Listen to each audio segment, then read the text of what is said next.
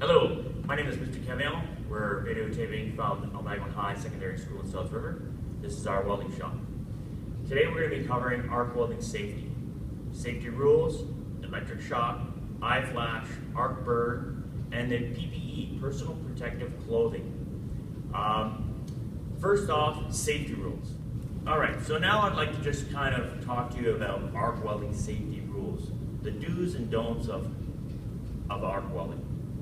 Arc welding could be whether it's stick welding, SMAW, MIG welding, or GMAW, gas metal arc welding, TIG, tungsten inert gas, and even some plasma cutting. First off, electric shock. How can it be prevented? Your welding equipment is here. Turn it off when not in use. Do not weld in water. Do not weld in wet conditions or in wet environment. Eye flash. How can that be prevented? Proper face shield, mask.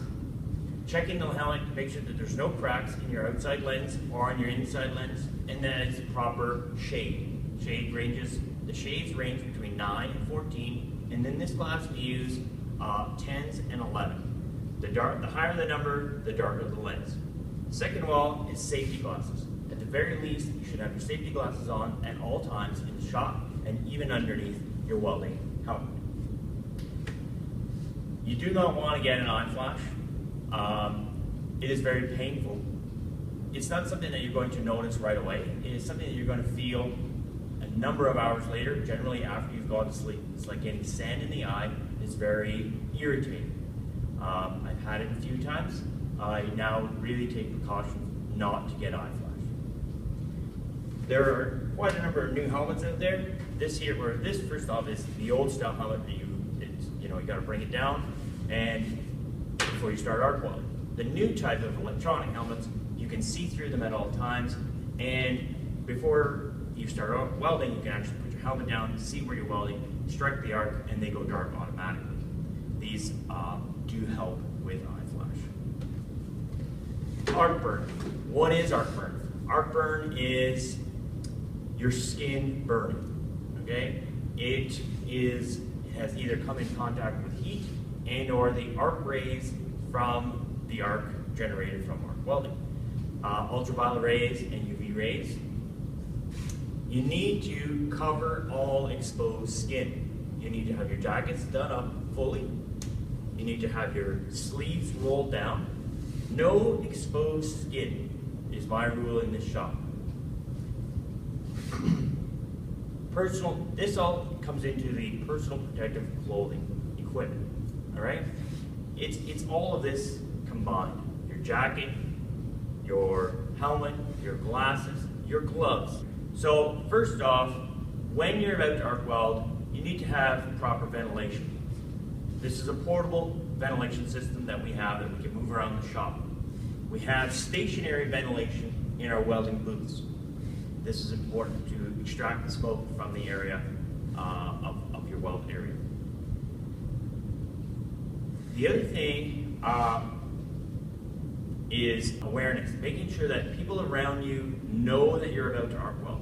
So if you're in my shop, I'd like everyone to say, watch your eyes. So just before you strike the arc, you say, watch your eyes, you bring your helmet down, and then you can start welding.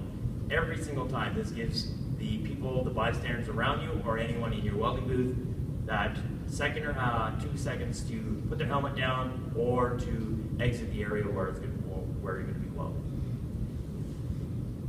Turning off your welding machine when not in use is another important rule. Checking to secure your ground clamp. This happens to be a steel table, so I'm getting good conduct between the ground clamp to my steel to weld, just ensuring that you have conductivity with your ground clamp. After you've finished welding for either the day or your electrode, be sure to remove your electrode from your holder and then roll up your cables and sweep up. One hazard with electrode stubs is that if you leave them on the floor, these are glowing hot and red and can burn your shoes and whatnot. They also roll around, so they can be slippery. My suggestion and rule is that you just take the electrode stub out and you leave it on the table until they're cool, and then they go into the car. Our next point is personal protective equipment. This is our clothing and our equipment that we're using to prevent electric shock, eye flash, arc burn, and to keep us safe while we're arc welding. Again, in the shop, safety glasses are mandatory, even under our helmets. So we have our helmets. We've already checked for safety. Make sure the glass is not cracked or broken, because we don't want any arc rays through the helmet. We want to make sure our gloves have no holes.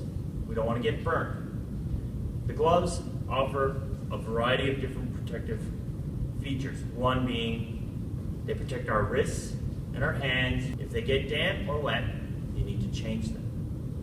The next subject is PPE, personal protective equipment, which is our clothing, which is our equipment that we're using to prevent electric shock, eye flash, arc burn, and so on. It's about our jacket, coveralls, old clothes, something that's going to cover all our skin. Preferably fire resistant, like my jacket. Okay, well this concludes our safety portion of the video. Thanks for watching. Stay safe and watch your eyes.